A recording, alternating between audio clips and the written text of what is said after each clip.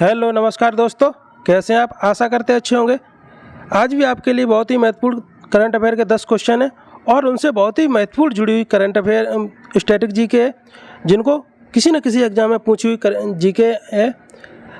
आज का motivation quote है, कड़ी मेहनत आपको वहाँ पहुँचा देती है जहाँ अच्छी किस्मत शायद आपको पहुँचा दे। आपकी जो मेहनत है वो किस्मत से ज़्यादा अधिक रंग ला सकती है। अगर आप में मेहनत करने का जोश है, जुनून है, तो आप अपनी किस्मत को भी हरा सकते हैं। जो किस्मत के भरोसे बैठते हैं वो सिर्फ उतना पा सकते हैं जितना मेहनत करने वाले छोड़ देते हैं। आइए चलते हैं। आज का पहला क्वेश्चन है, हाल ही में राष्ट्रीय हिंदी दिवस के अवसर पर तीसरा अखिल भारतीय राज्यसभा सम्मेलन कहाँ आयोजित हुआ है?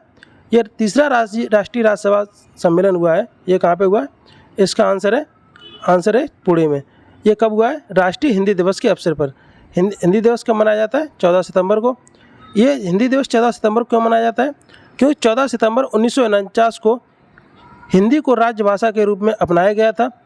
हिंदी दिवस, जो विश्व हिंदी दिवस है, ये 10 जनवरी को मनाया जाता है। ये क्यों मनाया जाता है 10 जनवरी को? क्योंकि 10 जनवरी 1975 को जो पहला हिंदी सम्मेलन हुआ था, ये नागपुर में किया गया था, इसलिए 10 जनवरी को विश्व हिंदी दिवस मनाते हैं। पहली बार 1953 को 14 सितंबर 2023 को तीसरा जो भारतीय राजभाषा सम्मेलन हुआ है, ये 14 सितंबर को तीसरा है। और पहला जो भारतीय राजभाषा सम्मेलन हुआ था वो 1953 को हुआ था। राजभाषा संविधान का भाग 17 में है और अनुच्छेद 343 से 353 में है। अनुच्छेद 343 है, इसमें कहा गया हिंदी एक राजभाषा होगी। अनुच्छेद 344 में कहा गया राजभाषा आयोग बनाया गया था। अनुच्छेद 350A में जो प्राथमिक शिक्षा होगी ये मातृभाषा में दी जाएगी, ये कहा गया है। और अनुच्छेद 351 है, इसमें हिंदी का प्रचार प्रसार करना, इस पर जोर दिया गया है। हिंदी का जो 12वां सम्मेलन हुआ था, ये कहाँ हुआ था? ये फिजी में आयोजित किया गया था। और 8वीं अनुसूची में कुल जो भाषाएँ वो कितनी है? वो 14 भाषाएँ थी मूल संविधान में, लेकिन वर्तमान में कितनी है? वर्तमान में 22 भाषाएँ हैं। 21वां संविधान संशोधन के द्वारा ये 8 भाषा कौन कौन सी जोड़ी गई हैं, ये भी जान लेते हैं। जो 21वां संविधान संशोधन है, इसके द्वारा जो सिंधी भाषा है इसको जोड़ा गया था। और 71वें संविधान संशोधन द्वारा 3 भाषाएं जोड़ी गई, नेपाली, मणिपुरी और कोंकणी। ये 3 भाषाएं 71वें संविधान संशोधन द्वारा जोड़ी गई। और जो 92वें संविधान संशोधन हुआ, इसके द्वारा 4 भाषाएं जोड़ी गई थी। कौन कौन सी? वोडो, डोगरी, संथाली और मैथिली। ये 4 भाषाएं 92वें संविधान संशोधन के द्वारा जोड़ी गई। जो शास्त्रीय भाषाएं, ये कितनी है? ये शास्त्रीय भाषाएं 6 हैं। वो कौन कौन सी हैं? तमिल, तेलुगु, मलयालम, कन्नड़, संस्कृत, ओडिया। ये 6 जो हैं ये शास्त्रीय भाषाएं हैं। और जो कुल क्लासिकल डांस हैं वो कितने हैं? वो कुल क्लासिकल डांस 8 हैं। चलते हैं, क्वेश्चन नंबर 2 है, हाल ही में देश में खोजे गए क्लेड 9 वायरस का संबंध किससे है? ये क्लेड 9 वायरस खोजा गया है, इसका संबंध किससे है? ये जो आपका चिकन पॉक्स है, इससे ये संबंधित रखता है क्लेड 9। जो बेरिसेला वायरस है, इसका वेरिएंट है ये। इसमें जो चिकन पॉक्स जो छोटी माता होती है, इसका वेरिएंट है। जो स्मॉल पॉक्स, इसको बड़ी माता बोलते हैं। ये वेरियोला वायरस के कारण होता है। और विषाणु से होने वाले रोग हैं, ये कौन कौन से? इसी की ट्रिक है, रचना हमें पानी दो जरा, रा से रेबीज, चा से चिकन पॉक्स, जो रचना ए आएगा वो स्मॉल पॉक्स, हमें हेपेटाइटिस, माँ से मीजल्स, रूबेला, एबोला, पानी से पोलियो, 2 डेंगू और जीका वायरस। ये है किससे? वायरस से होने वाले रोग। Rabies, chicken pox, small pox, hepatitis, measles, rubella, Ebola, polio, dengue और जीका। विश्व का पहला टीका जो बनाया था वो किसने बनाया था? एडवर्ड जेनर ने बनाया था। और भारत चेचक और पोलियो से मुक्त घोषित हो चुका है। क्वेश्चन नंबर 3 है, वर्ष 2023 में ऑपरेशन पोलो की 75वीं वर्षगांठ मनाई गई है। इस ऑपरेशन पोलो का संबंध किससे है? जो ऑपरेशन पोलो है, इसका संबंध किससे है? इसका संबंध है हैदराबाद से। जब 1947 में भारत आज़ाद हो गया तो 3 रियासत थी, जम्मू कश्मीर, जूनागढ़ और हैदराबाद। ये भारत में नहीं मिली थी। तो क्या हुआ? जम्मू कश्मीर है, इसको विलय पत्र के द्वारा भारत में मिलाया गया, जिस पर हस्ताक्षर किसने किए थे?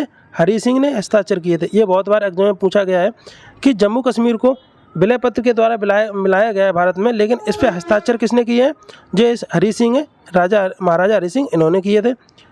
जो जूनागढ़ रियासत थी, इसको जनमत संग्रह के द्वारा मिलाया गया था कि लोगों में जनमत कराया गया, कौन कहाँ रहना चाहता है, इसलिए जनमत संग्रह के द्वारा जूनागढ़ मिला लिया। जो हैदराबाद को सैन्य अभियान के द्वारा ऑपरेशन पोलो चलाया, ये ऑपरेशन पोलो के द्वारा 18 सितंबर 1948 को हैदराबाद को भारत में शामिल कर लिया गया था। जो यहाँ के निज़ाम थे, निज़ाम उस्मानी यहाँ के शासक थे। सरदार वल्लभ भाई पटेल ने भारत में विलय करने के लिए कौन सी नीति अपनाई थी? इन्होंने गाजर एवं छड़ी की नीति अपनाई थी। ऑपरेशन गोल्डन आर्म है, ये किससे संबंधित है? ये चार्ल्स तृतीय हैं, इंग्लैंड के राजा जो चार्ल्स तृतीय, इनकी ताजपोशी से संबंधित है operation golden arm. Operation golden UK के किंग चार्ल्स तृतीय के ताजपोशी से संबंधित है। 26 जुलाई 1999 को पहला कारगिल विजय दिवस मनाया गया था। ऑपरेशन विजय चलाया गया था, ये कारगिल विजय के लिए चलाया गया था। एयरफोर्स ने ऑपरेशन सफ़ेद सागर चलाया, ये कारगिल विजय के लिए एयरफोर्स ने भी एक चलाया था, वो सफ़ेद सागर। और जो आर्मी के द्वारा चलाया गया था वो ऑपरेशन विजय चलाया गया था। ऑपरेशन मेघदूत 1984 में जो सियाचिन है, इस पर विजय पाने के लिए चलाया गया था। और अभी हाल ही में भारत ने जो विश्व का सबसे ऊंचा लड़ाकू हवाई अड्डा बनाने के लिए नींव रखी है, वो कहाँ पर रखी है? सियाचिन में। ऑपरेशन जीरो आवर, ये 9 अगस्त 1942 को भारत छोड़ो आंदोलन के समय चलाया गया था। ये क्वेश्चन नंबर 4 है। हाल ही में चर्चा में रही वेस्ट कोस्ट रिफाइनरी परियोजना का संबंध किससे है? ये कौन सी है? वेस्ट कोस्ट रिफाइनरी परियोजना, इसका संबंध किससे है? इसका आंसर है आंसर डी, इजराइल और UAE. West coast refinery Ratnagiri Maharashtra में स्थापित की जाएगी। सऊदी अरब की जो कंपनी है, कौन सी है? Aramco company. और यूएई की जो कंपनी है वो कौन सी है? ADNOC company.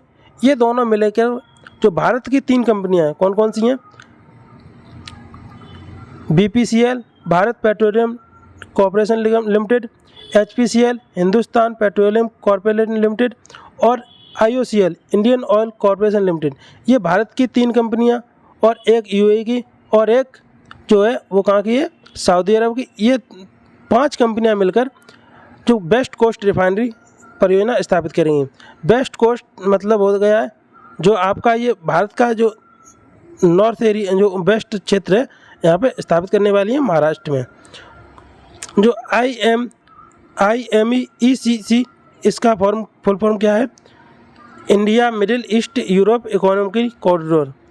India Middle East Europe Economic Corridor. Bharat, UAE, Saudi Arab, Jordan, इसमें कौन कौन से देश शामिल हैं? जो IMECC है, इसमें कौन कौन से देश शामिल हैं? Bharat, UAE, Saudi Arab, Jordan, Israel, Greece, Europe और अमेरिका, इतने देश में शामिल है। रब अल खारी मरुस्थल है और अल महफूज मरुस्थल है, ये सऊदी अरब में है। फारस की खाड़ी ओमान को खाड़ी से जोड़ने वाली जो संधि है वो हरमुज जल संधि है। अंटार्कटिक महासागर को भूमध्य सागर से जोड़ने वाली जो संधि है वो जिब्राल्टर जल संधि है। भूमध्य सागर की कुंजी को किसको कहते हैं? वो जिब्राल्टर जल संधि को कहते हैं। लाल सागर को और भूमध्य सागर को जोड़ने वाली जो नहर है वो कौन सी है? वो सुएज नहर है। लाल सागर को अदन की खाड़ी से जोड़ने वाली संधि है वो बाबुल मंदेब संधि है। और आंसुओं का प्रवेश द्वार किस संधि को कहते हैं? ये बाबुल मंदेब संधि को कहते हैं। क्वेश्चन नंबर 5 है। हाल ही में उपराष्ट्रपति जगदीश धनखड़ ने बांध सुरक्षा अंतर्राष्ट्रीय सम्मेलन का उद्घाटन कहाँ किया है? ये बांध को सुरक्षा के लेकर अंतर्राष्ट्रीय सम्मेलन हुआ है, ये कहाँ पे किया गया है? ये भारत के जो उपराष्ट्रपति हैं इन्होंने किया है। इसका आंसर है ए, जयपुर में। इसका शुभारंभ उपराष्ट्रपति जगदीश धनखड़ ने किया है। इसकी जो थीम रखी गई है वो क्या रखी गई है? सुरक्षित बांध सुरक्षित भारत। अगर बांध सुरक्षित है तो भारत भी सुरक्षित रहने वाला है। 2 पानी की रेल चलाई गई हैं, जो इसका रेलों का क्या नाम था ये कभी भी पूछा जा सकता है। इसमें जो रेल चलाई गई थी वो कौन कौन सी थी? इनका नाम है हिमसागर एक्सप्रेस और कामाख्या एक्सप्रेस, जिनका मुख्य उद्देश्य है पानी की बचत करना। अनुच्छेद 63 है, इसके द्वारा कहा गया कि भारत का एक उपराष्ट्रपति होगा। अनुच्छेद 64 में विधानसभा का सभापति होगा, जो उपराष्ट्रपति है विधानसभा का सभापति होगा, अनुच्छेद 64 में कहा गया है। अनुच्छेद 66 में जो निर्वाचन में संसद के सभी जो MP हैं ये वोट डालेंगे। और अनुच्छेद 69 में ये उपराष्ट्रपति की जो शपथ है वो अनुच्छेद 69 में दिया गया है।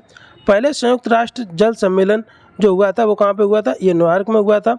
COP27 जो COP27 है इसकी जो 27वीं नंबर बैठक हुई है कहाँ पे हुई है, शर्म एल शेख मिस्र में हुई है। और COP28 की जो बैठक होने वाली है वो कहाँ पे होगी, ये UAE में आयोजित की जाएगी। और सिविल 20 की जो बैठक हुई थी ये जयपुर राजस्थान में हुई थी। क्वेश्चन नंबर 6 है, हाल ही में किस देश ने भारतीय वायु सेवा को C295MW जो कौन सा विमान है C295MW ये परिवहन दिया है, ये किसने दिया है, ये इसका आंसर है आंसर बी स्पेन ने। ये भारतीय नौसेना को दिया है, भारतीय वायुसेना को C29MW। जो भारत के एयर चीफ मार्शल हैं BR चौधरी, विवेक राम चौधरी, ये अभी स्पेन गए थे और इन्होंने वहाँ से इस जहाज़ को लेके आए हैं। इसमें भारतीय जो कंपनी है C295MW 56 ये 56 जहाज़ों का निर्माण करेगी। ये बड़ोदरा गुजरात में करेगी। इनको बनाने वाली जो कंपनी है वो टाटा है भारत की तरफ से, और एयरबस ये है स्पेन की कंपनी। ये दोनों मिलकर बनाने वाली हैं। इसमें से जो 16 है जहाज़ ये स्पेन से आएंगे और 40 जो जहाज़ हैं ये भारत में ही बड़ोदरा में बनाए जाएंगे। फीफा महिला विश्व कप ये होस्ट देश रहा था ऑस्ट्रेलिया, और ये 90 नंबर का था। इसमें जो जीता था वो स्पेन जीता था, और उपविजेता कौन रहा है, इसमें इंग्लैंड रहा है। ये प्रचंड है, ये प्रचंड क्या है, जो लाइट कॉम्बैक्ट एयरक्राफ्ट है, हल्का लड़ाकू जहाज है, ये प्रचंड है। डोर्नियर 228 ये विमान है, इसको भारत ने श्रीलंका को दिया था। और INS कृपाण है, इसको भारत ने वियतनाम को उपहार में दिया था। क्वेश्चन नंबर 7 है, दोस्तों अभी तक आपने अगर चैनल को लाइक नहीं किया, सब्सक्राइब नहीं किया है, कृपया करके लाइक और सब्सक्राइब कर लिए, जिससे कि आपको सबसे पहले नोटिफिकेशन मिलता रहे। बेल आइकन दबा दीजिए और डेली आपको करंट अफेयर की क्वेश्चन ऐसे मिलते रहेंगे। क्वेश्चन नंबर 7 है, हाल ही में वित्तीय समावेशन पर चौथी G20 बेसिक भागीदारी बैठक कहाँ आयोजित की गई है, ये कौन सी नंबर की है, चौथी वैश्विक भागीदारी बैठक। इसका प्रारंभ कहाँ हुआ है, इसका आंसर है आंसर डी मुंबई में। G20 की बैठक कहाँ हुई है, ये भारत में हुई है। G20 का जो नवीनतम सदस्य बना है वो अफ्रीकन यूनियन बना है। G20 की जो पर्यटन समूह की जो पहली बैठक हुई थी ये कच्छ का रण गुजरात में हुई थी। G20 की पर्यटन समूह की तीसरी जो बैठक हुई थी ये जम्मू कश्मीर में हुई थी। G20 की विदेश मंत्रियों की जो पहली बैठक हुई थी ये गोवा में आयोजित की गई थी। G20 की सांस्कृतिक समूह की जो पहली बैठक हुई थी वो खजुराहो मध्य प्रदेश में हुई थी। और जो G20 की रोजगार की बैठक हुई थी ये जयपुर में हुई थी, ये भी पहली बैठक है। G20 की शिक्षा की पहली बैठक हुई थी ये चेन्नई में आयोजित की गई थी। हाल ही में G20 व्यापार और निवेश कारकों की बैठक कहाँ आयोजित की गई थी, ये गुजरात में की गई थी, गांधीनगर में। आपदा न्यूनीकरण की बैठक जो हुई थी G20 की ये चेन्नई में आयोजित की गई थी। और G20 का अब नाम G21 होने वाला है, क्योंकि अब पहले जब ग्रुप ऑफ 19 देश और एक यूनियन शामिल था तो इसका नाम G20 था, ग्रुप ऑफ 20, लेकिन अब इसमें अफ्रीकन यूनियन शामिल हो गया तो अब इसका नाम G21 होना चाहिए। G20 की जो 2024 में होस्ट देश रहेगा ये ब्राज़ील रहने वाला है। G20 की जो पहली महिला सशक्तिकरण की जो बैठक हुई थी ये भी गुजरात में की गई थी। और सिविल 20 की जो बैठक हुई थी ये जयपुर राजस्थान में हुई थी। इसकी जो थीम थी वो कौन सी थी, one earth one family one future, मतलब वसुधैव कुटुंबकम इसकी थीम थी। G20 के स्वास्थ्य मंत्रियों की जो बैठक हुई थी ये भी गुजरात में हुई थी। क्वेश्चन नंबर 8 है, हाल ही में सारागढ़ी स्मारक की आधारशिला कहाँ रखी गई है, ये सारागढ़ी स्मारक है, इसकी आधारशिला रखी है, कहाँ पर रखी गई है, इसका आंसर है आंसर सी पंजाब में। इसकी आधारशिला मुख्यमंत्री भगवंत मान ने रखी गई है, आम आदमी पार्टी के से मुख्यमंत्री हैं। सारागढ़ी युद्ध स्मारक ये 12 सितंबर 1897 को सारागढ़ी युद्ध हुआ था, इसकी याद में ये बनाया गया। जो बक्सर का युद्ध है वो 1764 में हुआ था। इसके तहत 1765 में इलाहाबाद की संधि हुई और इलाहाबाद की संधि के द्वारा बंगाल में द्वैध शासन को लागू कर दिया गया था। रणजी ट्रॉफी है ये फुटबॉल से संबंधित है, इसमें विजेता रहा ये सौराष्ट्र रहा है और उपविजेता बंगाल रहा है। संतोष ट्रॉफी ये विजेता कर्नाटक रहा है और उपविजेता मेघालय रहा है। इंटरकॉन्टिनेंटल कप 2023 इसमें विजेता भारत था और उपविजेता लेबनान था। ये अभी हाल ही में क्वेश्चन पूछा भी गया था। इंटरकॉन्टिनेंटल कप 2023 के विजेता कौन है? इसमें भारत था। कनाडा के अंतर्राष्ट्रीय क्रिकेट खेलने वाली जो पहली ट्रांसजेंडर क्रिकेटर कौन है? ये डैनियल मैकगेही है। ये कनाडा के पहले ट्रांसजेंडर हैं जो क्रिकेट खेलते हैं। लगातार 10 बार इटालियन ग्रैंड प्रिक्स जीतने वाले विश्व का रिकॉर्ड बनाया है। ये किसने बनाया है? ये जो मैक्स वर्स्टैपेन है, इन्होंने लगातार 10 बार इटालियन ग्रैंड प्रिक्स जीता है। ये रेड बुल जो टीम है इससे खेलते हैं। क्वेश्चन नंबर 9 है, हाल ही में अमेजॉन वेब सीरीज ने क्लाउड टेक्नोलॉजी और AI क्षमताओं को बढ़ाने के लिए किसके साथ साझेदारी की है? ये किसने की है? अमेजॉन ने। जो AI आधारित है, आर्टिफिशियल इंटेलिजेंट, इस पे आधारित जो इसने टेक्नोलॉजी जारी की है, इसके साथ की है। ऑप्शन है इसरो के साथ। PSLV C57 के द्वारा आदित्य L1 जो सूर्य मिशन था, इसको लॉन्च किया अभी भारत ने 2 सितंबर को लॉन्च किया है। L1 पॉइंट पर ये जाएगा आदित्य L1, और यहाँ से भारत जो सूर्य है इसके 24 घंटा इसको जांच करेगा और इससे खोज करेगा। इसको पहुँचने में कुल 126 दिन लगने वाले हैं। L1 पॉइंट और पृथ्वी के जो बीच की दूरी है वो लगभग 15 लाख किलोमीटर है। इसरो की स्थापना 15 अगस्त 1969 को की गई थी। इसका हेडक्वार्टर है बेंगलुरु में। वर्तमान में जो इसरो के हेड हैं वो एस सोमनाथ हैं। इसके जो पहले हेड थे वो विक्रम साराभाई थे। हाल ही में नीति आयोग ने किसके सहयोग से नेशनल स्पेस इनोवेशन चैलेंज 2023 प्रारंभ किया है? ये किसके सहयोग से किया था? ये इसरो के सहयोग किया। ये बहुत ही महत्वपूर्ण क्वेश्चन है, जो नीति आयोग भी बहुत महत्वपूर्ण है और इसरो भी, तो इसलिए ये क्वेश्चन बहुत ही महत्वपूर्ण बनता है। जो हाल ही में नीति आयोग ने किसके सहयोग से नेशनल स्पेस इनोवेशन चैलेंज किया, और इसको याद करने का सीधा तरीका है, नेशनल स्पेस इनोवेशन, भारत में स्पेस का काम कौन करता है? इसरो। इसलिए इसका आंसर है इसरो। इसरो ने हाल ही में छोटे ग्रहों को प्रक्षेपण के लिए नया स्पेस पोर्ट कहाँ पे बनाया है? ये कुलशेखरपट्टनम है, ये तमिलनाडु में बनाया गया है। चंद्रयान 3 जो LVM 3 M4 के द्वारा लॉन्च किया गया था, ये 14 जुलाई 2023 को लॉन्च किया गया था। क्वेश्चन नंबर 10 है, आज का लास्ट क्वेश्चन है, हाल ही में बिहार के किस नगर निगम ने आम लोगों के लिए बेस्ट फॉर वेल्थ योजना प्रारंभ की है? जो आम लोग हैं इसके लिए बेस्ट फॉर वेल्थ योजना शुरू की है। किस नगर निगम में शुरू की है? इसका आंसर है आंसर भी पटना। इसमें क्या है, आप अपने कचरे को ले जाइएगा, आपके लिए जो पिंक लेडी आएंगी कचरे उठाने वाली, उनको आप कचरा देंगे तो बदले में वो आपको कुछ मनी देने वाली हैं, जिसको हम बेस्ट फॉर वेल्थ कहते हैं। इसकी थीम जो रखी गई थी वो बेस्ट फॉर टू वेल्थ इसकी थीम है। G20 की जो कला प्रदर्शनी का आयोजन किया गया था, ये पटना बिहार में हुआ था। ग्रीन बॉन्ड जारी करने वाला जो भारत का पहला नगर निगम था, ये गाजियाबाद था। और अभी हाल ही में ग्रीन बॉन्ड जो जारी करने वाला दूसरा नगर निगम बना है, ये इंदौर मध्य प्रदेश बना है। हर घर गंगा जल योजना ये बिहार ने स्टार्ट की है। अनुसूची जो 12 से 74 है, अनुसूची 12 है, ये 74वां संविधान संशोधन द्वारा 1992 के द्वारा जोड़ा गया है। इसमें कुल 18 विषय हैं और ये जो नगर निकाय है इनसे संबंधित है। बिहार का शोक किसे कहते हैं? ये जो कोसी नदी है इसको बिहार का शोक कहते हैं।